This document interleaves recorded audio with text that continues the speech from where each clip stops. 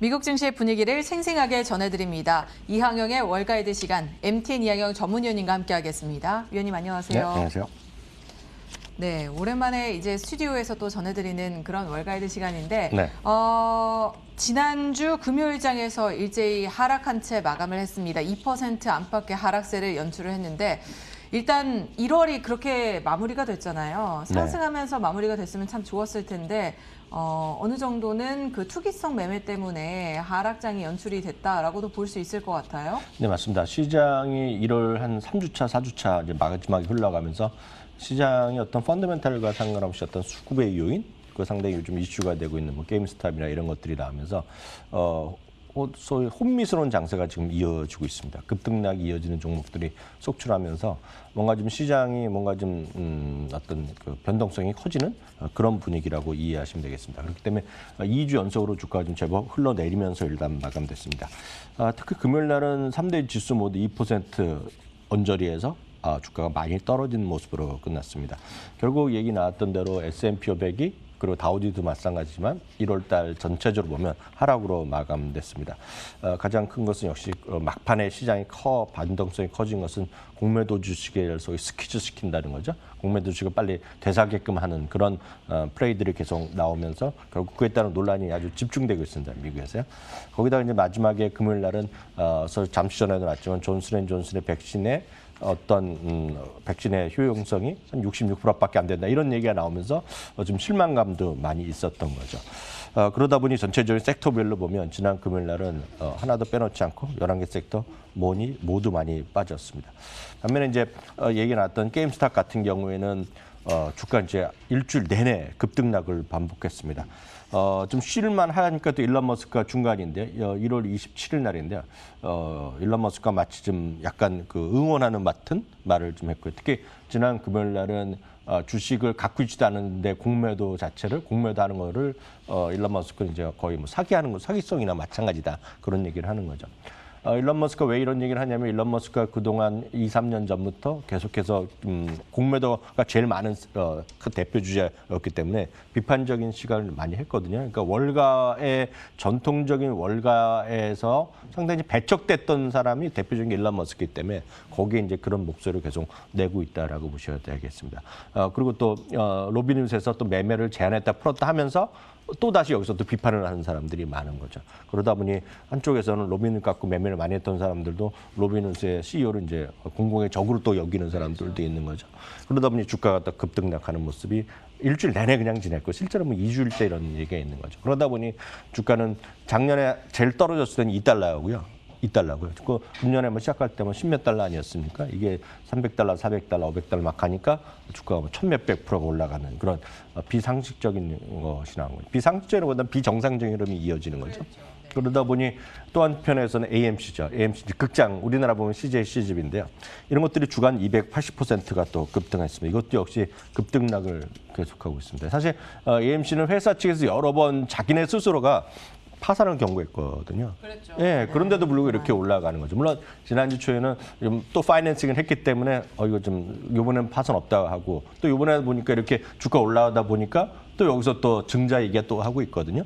이게 이 끝이 어떻게 될지 아무도 모르지만 상당히 마지막 끝은 상당히 허무하게 끝날 가능성이 크죠. 언젠가는요. 뭐 주식이라는 게 할 수 없지만 이런 것들이 주시장의 어떤 변동성을 키우면서 이렇저것 되다 보니까 많은 사람들이 좀 이럴 수 있거든요. 좀 오랫동안 이쪽에 계셨던 분들의 입장에서 야, 이거 시장이 끝물 아니냐 지금. 뭐 이거 뭔가 좀 시장이 뭐 위태롭다는 얘기죠.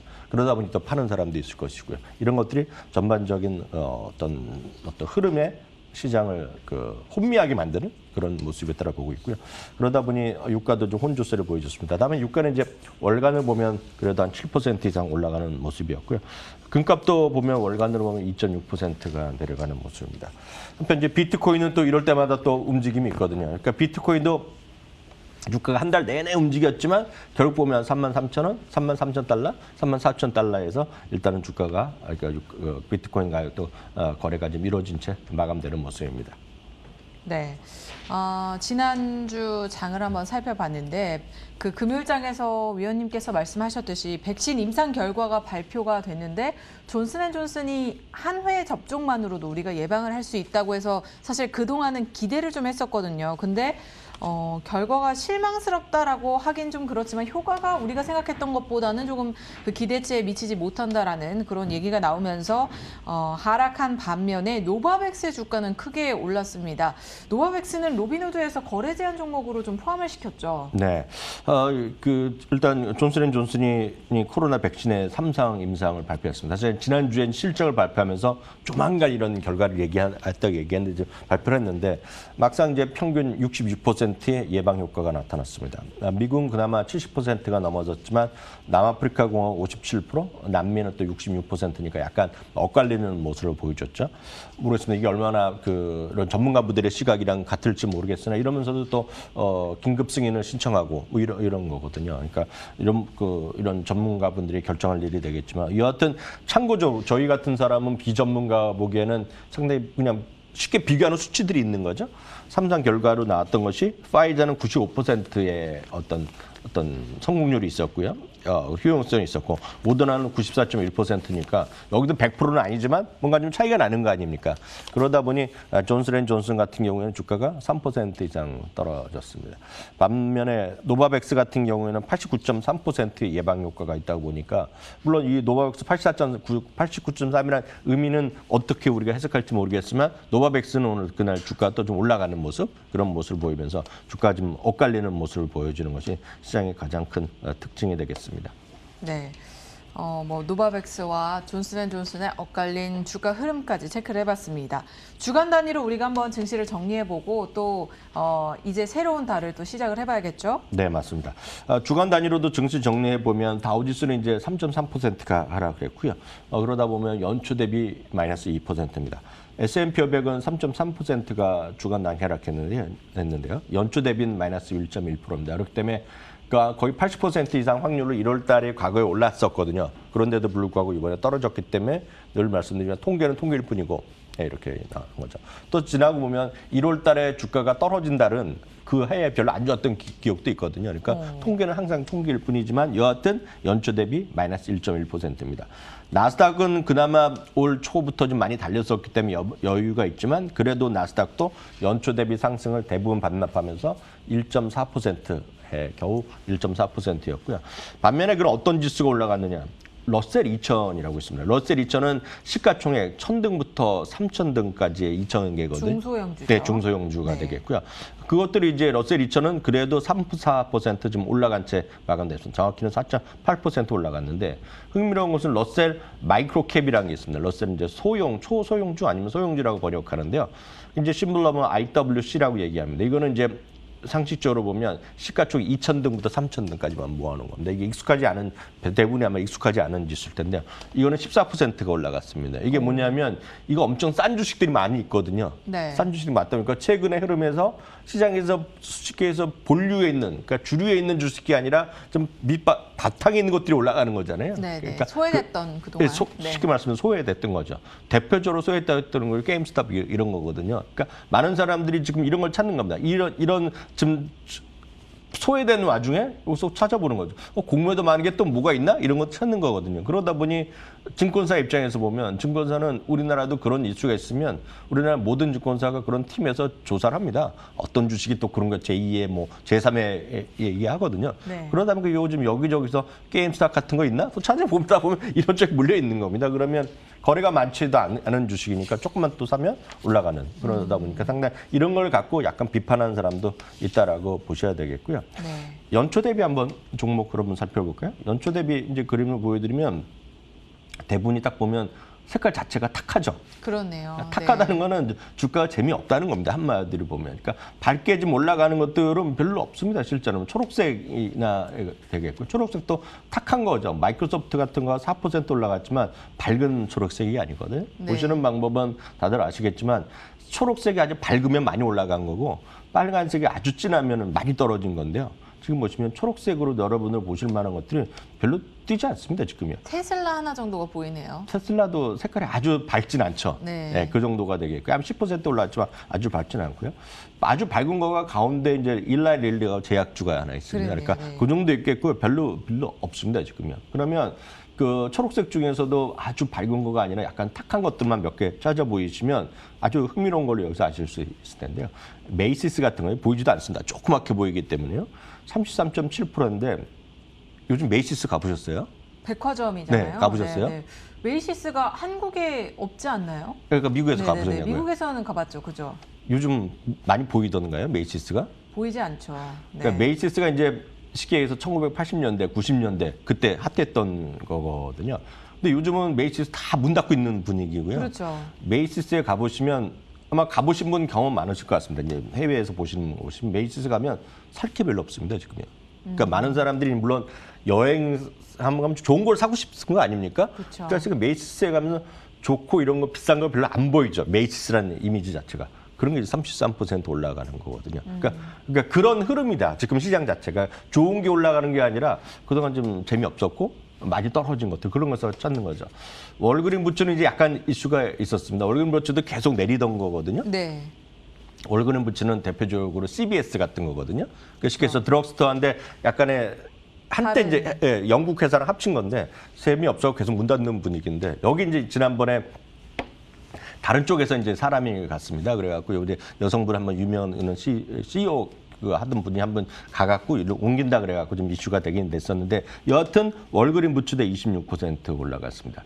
GM이나 포드 같은 건 약간 다른 개념이거든요. 이게 여러 번 말씀 임의 소비재이자 경기 민감주로 올라가는 거 보셔야 되겠고요. 테슬라도 12.4%. 여기서 잠깐 한번 말씀드리면 자동차잖아요. 근데 보시면 많은 분들이 테슬라에만 관심 있지만 어찌되면 상당히 저렴하면서도 경기의 관점에서 로테이션을 하면서는 지금 GM이 지금 테슬라가 더 올라가고 있거든요. 그렇죠. 그러니까 그런 것도 한번 네. 여러분 주목하셔 보셔야 되겠고요. 마이크로소프트나 구글이 4% 이상씩 올랐지만 시장에서 전혀 지금 별로 빛을 발하지 못했죠. 특히 4주차 마지막 주에 들어가면 시장은 지금 이런 데 관심 있는 것이 아니라 온통 말씀드렸던 게임스탑 같은 데 들어가 있다고 보셔야 되겠고요. 반대쪽으로 보면 많이 떨어진 것들은 이제 소위 경제활동 재개되면 될 거라고 생각했던 것들입니다. 그게 바로 여행주나 이런 것들이거든요. 그러니까 라스베가스 샌즈 카니발, 라스베가스 샌즈는 대표적인 카지노, 호텔이 되겠고요. 네. 마스터카드, 비자 다 10% 이상씩 떨어졌고요. 에스티로도, 어도비 이런 것들도 상대적으로 지난 한 달 동안 큰 재미가 없었던 그런 한 달이 되겠습니다.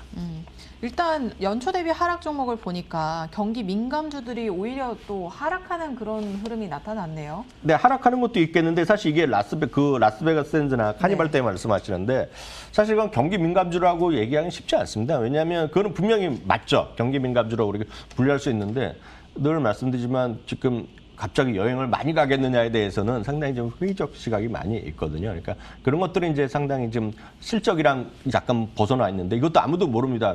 어떤 예를 들어서 이런 거죠. 레딧이나 이런 데 몰려 사람들이 해갖고 야, 아무리 가더라도 저 라스베가스가 저렇게 떨어질 일이냐 한번 해보자 그러면 올라갈 수 있는 거죠. 그러니까 지금은 그런 합리적이나 그런 논리적인 설명이 되는 것이 아니라 누군가 하나 대상이 되느냐 안 되느냐 네. 네, 그런 것들이 상당히 흐름이다라고 이해하시면 되겠습니다. 네. 1월 전반적으로 사실 증시가 좋지는 않았습니다. 마지막 거의 2주간은 그런 투기성 매매 때문에 시장이 영향을 받은 모습이었는데 2월도 역사적으로 좋지 않았던 걸까요? 네, 맞습니다. 1월은 상당히 기대했었는데 별로 네. 막판에 이제 여러 가지 시장이 이상해지면서 떨어졌습니다. 1928년 이후에 월별 등락률과 상승 확률을 보면 1월에 말씀드렸다시피 60% 이상의 확률이 있었는데 재미없었는데요.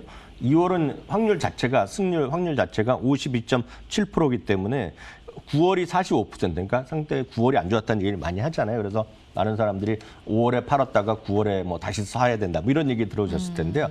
그래서 이제 9월 이후에 9월 다음으로는 제일 많이 안 좋은 달입니다. 그렇다고 해서 주가 많이 떨어진 건 아니고요. 90년 동안 평균 0.11% 떨어졌던 경험이 있습니다. 그렇지만 이건 다시 한번 확인되지만 통계일 뿐이라고 말씀드리겠고요. 9월은 말씀드렸다시피 마이너스 1.03%였습니다. 그렇기 때문에 9월, 2월 그리고 5월 정도가 좀 부진했던 그런 정도라고 보셔야 되겠습니다.